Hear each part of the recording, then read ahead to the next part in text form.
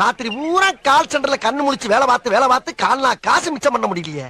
ஏதாச்சும் சைடுல பிசினஸ் பண்ணா தான் சைன் பண்ண முடியும். என்ன பண்ணலாம்? சௌமி, அவனு கல்யாண நாளுக்காக உனக்கு எதனா ஸ்பெஷலா சமைச்சு தரலாம்னு நினைக்கிறேன். உனக்கு என்ன வேணும்? என்ன சமைக்க போற? உனக்கு என்ன வேணும்? எனக்கு எதுவும் வேண்டாப்பா. நான் வந்துட்டு ஒரு டிஷ் ஒன்று வந்துட்டு மனசுல நினைச்சிருக்கேன். குலாப் ஜாமுனா? குலாப் ஜாமுன்லாம் எனக்கு செய்ய தெரியாது. வேற? நான் கல்யாண நாளுக்காக உனக்கு அல்வா செஞ்சு தரலான்னு இருக்கேன். என்னப்பா? அல்வா எனக்கு பிடிக்கவே பிடிக்காது. நான் செய்கிற அல்வா நல்லா இருக்கும். சரி பாப்போம். கல்யாண நாள் அதுமா நான் சௌமிக்கு அல்வா கொடுக்க போகிறேன் மக்களே. Wait and watch. பாருங்க மக்களே, ஏற்கனவே கொடுத்த அல்வா தான் கொடுக்க போறோம். இல்லை, இது ஃப்ரெஷ்ஷாக கிண்டுற அல்வா, இந்த வருஷத்துக்கான அல்வா. சரி, இந்த குப்பையை கொட்டணும்ல இந்த வருஷம், அதுக்காக.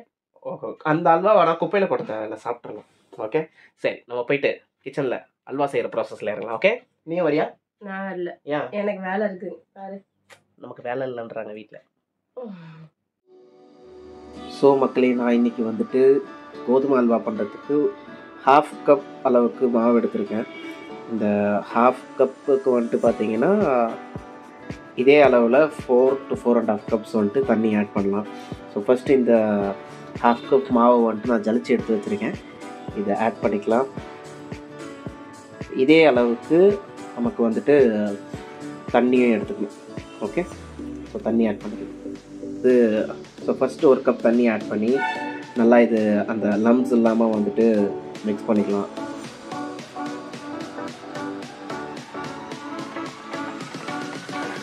ஸோ இது நல்லா கொஞ்சம் ஓரளவுக்கு அந்த கட்டிலாம் இல்லாமல் வந்துட்டு மிக்ஸ் ஆகிடுச்சு. இப்போது இதில் கொஞ்சம் தண்ணி ஆட் பண்ணிக்கலாம். இன்னொரு இந்த அதே கப் அளவில் இன்னொரு கப் தண்ணி ஆட் பண்ணிக்கலாம். 2 கப் ஆட் பண்ணிடுங்க. நான் மறந்தாலும் நீங்கள் மறக்காமல் ஞாபகம் வச்சுக்கோங்க.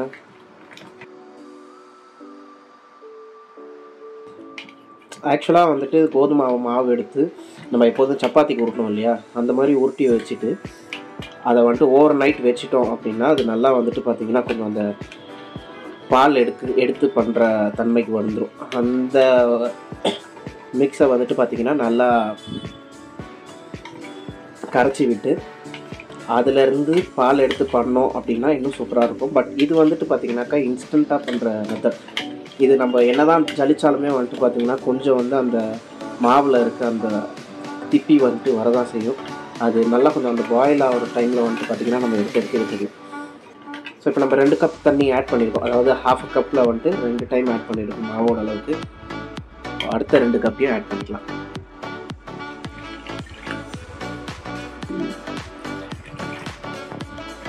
இது நல்லா மிக்ஸ் பண்ணிக்குவோம். மிக்ஸ் பண்ணிவிட்டு நல்லா கொஞ்சம் ஒரு தண்ணி மாதிரி தான் இருக்கும். நம்ம ஆனால் வந்துட்டு போயிட்டு அந்த பாயில் பண்ணுற டைமில் வந்துட்டு பார்த்திங்கனாக்கா அந்த அல்வாவோட கன்சிஸ்டன்சி வந்துடும். ஸோ எல்லாம் எடுத்தவொன்னா வந்துட்டு கோதுமை தோசைக்கு மாவு கலக்கிற மாதிரி தான் இருக்கும். ஸோ இது நல்லா கலந்துருச்சு. எங்கேயும் வந்துட்டு பார்த்திங்கனாக்கா அந்த கட்டி கட்டியாக நிற்கிற மாதிரி தான் இல்லை. அவ்வளோதான் மக்களே, இது நல்லாவே வந்து கரைஞ்சிருச்சு.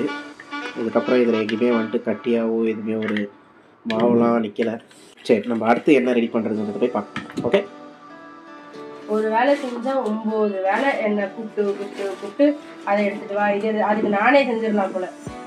புடி இல்லைப்பா, நம்ம புது வீட்டுக்கு போய்ட்டு கிச்சன் ரெடி பண்ணதுக்கு அப்புறமா எங்கெங்க எந்தெந்த பொருள் இருக்குன்னு நம்மளே பார்த்து வச்சுக்கிறோம். இவங்களாம் எதிர்பார்க்காம. ஓகே, அது எனக்கு இன்னொரு கப்பில் எடுத்து கொடுத்துட்டு போப்பா. இன்னொரு கப்பில் எந்த கப்பில் எடுத்து கொடுத்துருக்கோம்? Thank you very much madam. இந்த சர்க்கரையை எடுத்து கொடுக்கறதுக்கு தான் மக்களை இவ்வளோ சீனு. இது எங்கே இருக்குன்னு சொல்ல நானே எடுத்திருப்பேன். நல்லா எடுத்திருப்பேன். சாரி. ஓகே, ஸோ மக்களே, இப்போ சுகர் வந்துட்டு பார்த்தீங்கன்னா நம்ம ஆல்ரெடி மாவு எடுத்துக்கிட்டு இருந்தேன் அதே 1/2 கப்பில் வந்துட்டு பார்த்தீங்கன்னாக்கா 2 கப் சுகர் எடுத்திருக்கோம். கொஞ்சம் சுகர் எடுத்து வந்துட்டு நம்ம என்ன பண்ண போகிறோம்னா கேரமல் பண்ண போகிறோம். எதுக்காக கேரமல் பண்ணுறோன்னா ஃபுட் கலர்ஸ் எதுவும் ஆட் பண்ண வேண்டாம். ஏன்னா இது வந்துட்டு நம்ம சிக்கிக்கும் தருவோம். ஸோ அதனால் வந்துட்டு நேச்சுரல் அந்த திருநெல்வேலி அல்வா கலரே இருக்கட்டும் அப்படின்றதுனால நம்ம வந்துட்டு கேரமலைஸ் பண்ண போகிறோம்.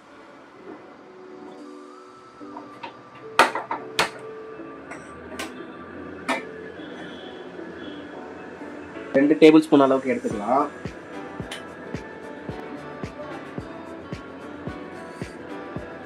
இது கேரமல் ஆகிட்டு இருக்கு.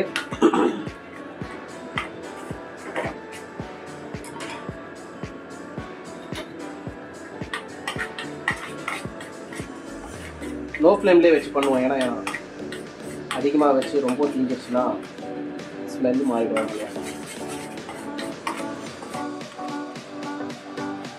ஸோ மக்களே, நம்மளோட சுகர் நல்லா வந்துட்டு கலர் சேஞ்ச் ஆகிடுச்சு. ஓகே, அடுத்த ப்ராசஸ் ஸ்டார்ட் பண்ணிடலாம்.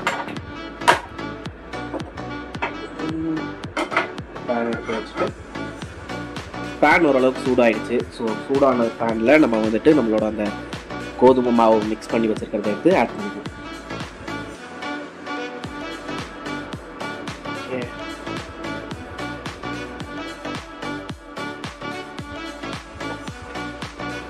ஊற்றுறப்போ இப்படி தான் இருக்கும், அது தண்ணியாக இருக்க மாதிரி தான் தெரியும். அதுக்கப்புறம் அது மிக்ஸ் ஆக ஆக வந்துட்டு பார்த்தீங்கன்னா நம்மளுக்கு அந்த அல்வா பதம் வந்து. ஓகே, ஸோ இந்த மாதிரி ஒரு கரண்டி எடுத்து அது நல்லா வந்துட்டு இந்த மாதிரி கீழே கட்டி ஆகாமல் மிக்ஸ் பண்ணிக்கிட்டே இருக்கணும். கொஞ்சம் விட்டோன்னா கூட வந்துட்டு பார்த்தீங்கன்னா கேவலமாகிடும். பிரேக்கே விடக்கூடாது மக்களே. ஏன்னா வந்துட்டு பார்த்தீங்கன்னா இதை நம்ம விட்டுட்டோம் அப்படின்னா அந்த மாவுலாம் கட்டி கட்டியாக ஆகிட்டு ஒரு மாதிரி எப்படி சொல்கிறது, களி மாதிரி ஆகிடும். அதுக்கப்புறம் அதை திருப்பி டிசால்வ் பண்ணுறது ரொம்ப கஷ்டம். நம்ம ஃபஸ்ட்டு அந்த கட்டி கட்டியாக இல்லாமல் வந்துட்டு பண்ணோம் இல்லையா இனிஷியல் டைமில்.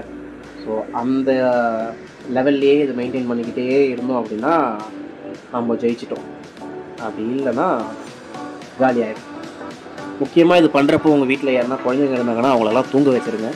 நாங்களே இப்போ சிக்கியை தூங்க வச்சுட்டு சௌமி வந்துட்டு பெட்ரூமில் குடி மடிக்கிறான், நான் இங்கே வந்துட்டு இந்த அல்வா கிண்டிக்கிட்டு இருக்கேன். அப்படி இல்லைன்னா ரொம்ப கஷ்டம். கொஞ்சம் விட்டுட்டு நம்ம வந்துட்டு குழந்தைய பார்க்கணுன்னு அந்த பக்கம் போனோம் அப்படின்னா இந்த அல்வா எஃப் மாடல் ஆகிவிடும். இப்போவே ஓரளவுக்கு வந்துட்டு பார்த்தீங்கன்னாக்கா கட்டி ஆகிடுச்சு. ஆனால் இது வந்துட்டு இன்னும் கொஞ்சம் கட்டியாகும். லோ ஃப்ளேமில் வச்சே மிக்ஸ் பண்ணுங்கள். ஏன்னா நான் இப்போ கொஞ்சம் வந்துட்டு ஹை ஃப்ளேம் வச்சு ட்ரை பண்ணேன். ஹை ஃப்ளேம் வச்சோன்னா ரொம்ப வந்துட்டு ஒரு மாதிரியாக கட்டி கட்டியாக அங்கங்கே வந்துட்டு பிளாக் ஆகி நிற்கிற மாதிரி இருக்குது. ஸோ அதனால் லோ ஃப்ளேமில் வச்சே இதை வந்துட்டு முடிஞ்ச அளவுக்கு மிக்ஸ் பண்ணிக்கிட்டே இருக்கிறது தான் பெஸ்ட் ஐடியா. ஸோ இது ஒரு மாதிரி இந்த அளவுக்கு வந்துட்டு பார்த்தீங்கன்னாக்கா ஆனதுக்கப்புறமா இந்த பதத்தில் இருக்கும் பொழுது நம்ம வந்துட்டு நம்மளோட சுகர் ஆட் பண்ணிக்கலாம். நம்ம ஆல்ரெடி வந்துட்டு ஒரு 2 ஸ்பூன் சுகர் மட்டும் எடுத்து கேரமல் பண்ணியிருக்கோம். ஸோ பேலன்ஸ் இருக்க சுகரை வந்துட்டு கொஞ்சம் கொஞ்சமாக இதில் ஆட் பண்ணிட்டு இப்போவே மிக்ஸ் பண்ண ஆரம்பித்தாதான் அந்த சர்க்கரை வந்துட்டு இதில் கரையும். இல்லாட்டினா அதை மிக்ஸ் பண்ணுறது ரொம்ப கஷ்டம், இது கட்டி ஆகிடுச்சு அப்படின்னா. Okay, let's add the sugar. சொன்ன மாதிரி அதே கப்பில் தான் நம்ம மாவு எடுத்த அதே கப்பில் வந்துட்டு சுகரையும் மெஷர் பண்ணி வச்சுருக்கோம். இப்போ இதிலேருந்து ஆல்ரெடி 2 ஸ்பூன் எடுத்துட்டோன்றதுனால இதில் கொஞ்சம் கம்மியாக இருக்கும். ஸோ இதையும் ஆட் பண்ணிக்கலாம்.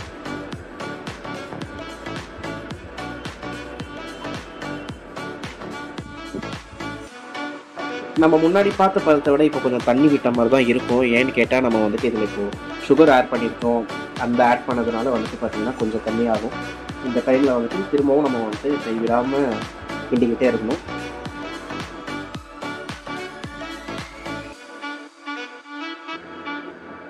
இதெல்லாம் சமைக்கிறது கொஞ்சம் கஷ்டம். நான் ஏன் சொல்கிறேன் அப்படின்னா இது கொஞ்சம் கிண்டிக்கிட்டே இருக்கணும் அப்படின்ற வேலைன்றதுனால கண்டிப்பாக ஒரு கைவலி வந்துடும். மேடம் வந்துட்டு ஈஸியாக இருக்கிறது தான் பண்ணுவாங்க. இந்த மாதிரி கொஞ்சம் வேலை இருக்கிறதெல்லாம் அவாய்ட் பண்ணிடுவாங்க.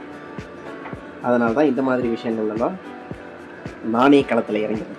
ஸோ இதில் நம்ம அடுத்து என்ன சேர்க்க போகிறோம் அப்படின்னு பார்த்தீங்கன்னா இது முக்கியமான ஒரு இன்க்ரீடியண்ட்டு, அதாவது நெய் ஆட் பண்ண போகிறோம். நெய் வந்துட்டு நம்ம எடுத்துருக்க அதே 1/2 கப்பில் வந்துட்டு பார்த்திங்கன்னா அதில் ஒரு பாதி இருந்தால் போதும். இருந்தாலும் கொஞ்சம் டேஸ்ட் வேணும் அப்படின்னு நீங்கள் ஃபீல் பண்ணிங்கன்னா அதில் கிட்டத்தட்ட வந்துட்டு பார்த்திங்கன்னா ஒரு ஃபுல் 1/2 கப்பே நீங்கள் எடுத்துக்கலாம். நான் இப்போ கொஞ்சம் தான் எடுத்துருக்கேன்.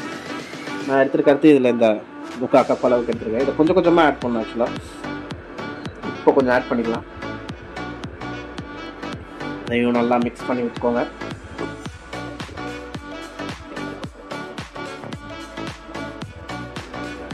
மிக்ஸ் பண்ணுறதுல தான் இதில் வேலையே இருக்குது மக்களே. நம்ம வந்துட்டு விட்டுட்டு போகிறோம் அதுவே குக் ஆகிக்கும் அப்படின்லாம் எதிர்பார்த்தோன்னா அல்வாவில் இந்த கிண்டுறது தான் வேலையே. அதனால தான் இது அல்வா கிண்டுறது அப்படின்னு சொல்கிறாங்க. ஓகே, ஸோ இது அல்வா பதத்துக்கு வர ஆரம்பிச்சிருச்சு. இந்த டைமில் நம்ம வந்துட்டு இன்னும் கொஞ்சம் நெய் எல்லாத்தையும் ஆட் பண்ணிடலாம்.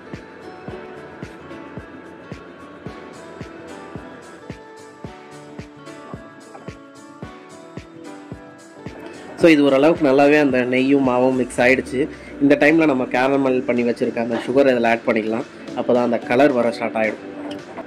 மக்களே சம்பவம் என்ன ஆச்சுன்னு கேட்டிங்கன்னா, நம்ம கேரமல் பண்ணி வச்சிருந்தோம்ல, அது ரொம்ப நேரம் வந்துட்டு இந்த ப்ராசஸ் ஆரம்பிக்கிறதுக்கு முன்னாடி பண்ணதுனால அது கட்டி ஆகிடுச்சு.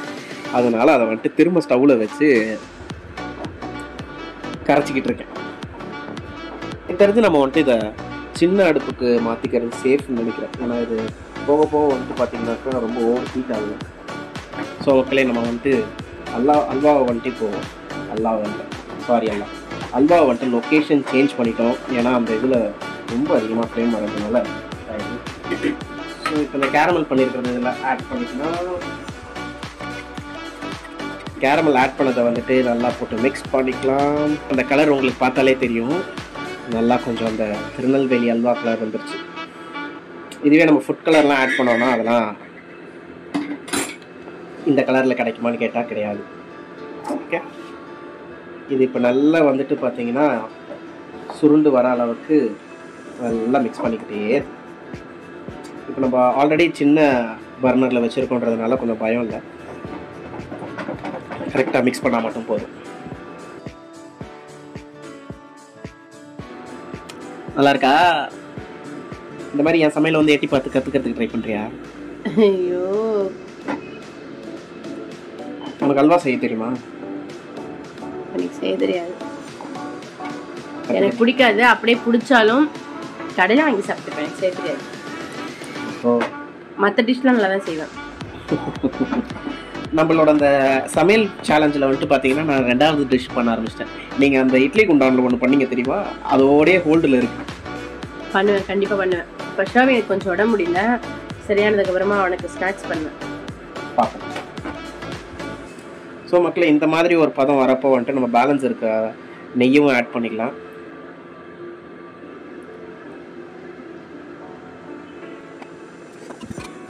உங்களுக்கு நெய் கம்மியாக வேணும்னா கூட நீங்கள் நெய்யை கம்மி பண்ணிக்கலாம். இது நான் ஷர்வனுக்கு அப்புறம் சுபானிக்கெலாம் கொடுக்கணுன்றதுனால கொஞ்சம் கீ அதிகமாகவே ஆட் பண்ணியிருக்கேன். ஸோ மக்களே பார்த்தாலே தெரியும், கிட்டத்தட்ட வந்துட்டு பார்த்தீங்கன்னா அந்த திருநெல்வேலி அல்வா கலரில் வந்துருச்சு. பதமும் கூட வந்துட்டு பார்த்தீங்கன்னா நல்லாவே வந்துட்டு அல்வாவோட அந்த கன்சிஸ்டன்சி கிடச்சிருச்சு. இன்னும் கொஞ்சம் நேரம் நம்ம இதை வந்துட்டு நல்லா சுருண்டை விட்டு பண்ணோம் அப்படின்னா சூப்பரான அல்வா ரெடி. ஸோ இந்த மாதிரி டைமில் வந்துட்டு பார்த்தீங்கன்னா நம்ம வந்துட்டு கேஷ்யூ எங்கள் வீட்டில் தீர்ந்து போச்சு. அதனால் கொஞ்சம் பாதாம் மட்டும் க்ரஷ் பண்ணி வச்சுருக்கோம். அது அப்படியே மழை சாரல் போல் எண்ணெய் ஒன்று தான் மிஸ் ஆச்சு, தெளிச்சு விட்டு அதையும் போட்டு மிக்ஸ் பண்ணிக்குவோம். ஸோ அவ்வளோதான், நம்மளோட கோதுமை அல்வா ரெடி. இதை நம்ம வந்துட்டு வேறு ஒரு டிஷ்ஷுக்கு மூவ் பண்ணிக்கலாம். இதுக்கப்புறம் விட்டோம்னா ரொம்ப வந்துட்டு பார்த்தீங்கன்னா ஒரு மாதிரி இறுகிடும். இதை வந்துட்டு பார்த்தீங்கன்னா மோர் தென் 1 வீக் கூட வச்சு சாப்பிட்லாம், ஹீட் பண்ணி சாப்பிட்லாம். எப்படி இருக்கு நம்மளோட கோதுமை அல்வா? பக்கத்தில் ஒருத்தவங்க எச்சு ஊற நிற்கிறாங்க, அல்வா பிடிக்காதுன்னு சொல்லிட்டு. சீக்கிரமாக வந்து அவங்களுக்கு எடுத்து கொடுப்போம். ஓகே மேடம், அல்வாவை டேஸ்ட் பண்ணுறதுக்கு ரெடியா? ஸோ மக்களே நம்மளோட அல்வா ரெடி. தெரியுதா? நம்மளோட அல்வா ரெடி. டேஸ்ட் பண்ணி பார்க்குறதுக்கு எலியும் ரெடி. ஓகே, கொடுத்து பார்ப்போம்.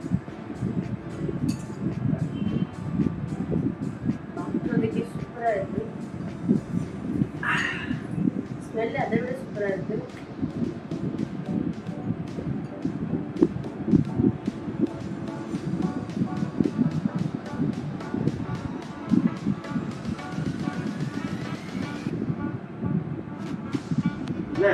சொல்லுங்க.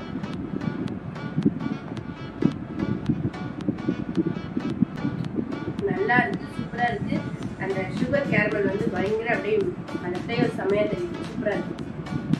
இதோட நான் 2 சமையல் பண்ணியிருக்கேன். நீங்கள் வந்துட்டு ஒரு பாயிண்ட்ல தான் இருக்கீங்க, நான் 2 பாயிண்ட். நீங்கள் பண்ண அந்த ஒரு பாயிண்ட் வந்துட்டு பார்த்தீங்கன்னாக்கா ஃபெயிலியர் மாடல்.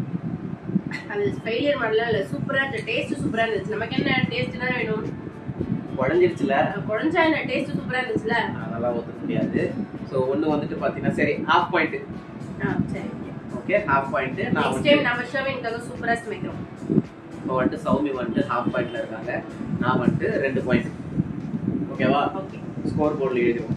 ஓகே ஓகே மக்களே, இந்த வீடியோ உங்களுக்கு பிடிச்சிருந்தா லைக் பண்ணுங்க, ஷேர் பண்ணுங்க, அப்புறம் மறக்காம மிஸ்டர் சிக்கி வ்ளாக்ஸை சப்ஸ்கிரைப் பண்ணுங்க. அடுத்த வீடியோல பார்க்கலாம். Bye bye. டாடா.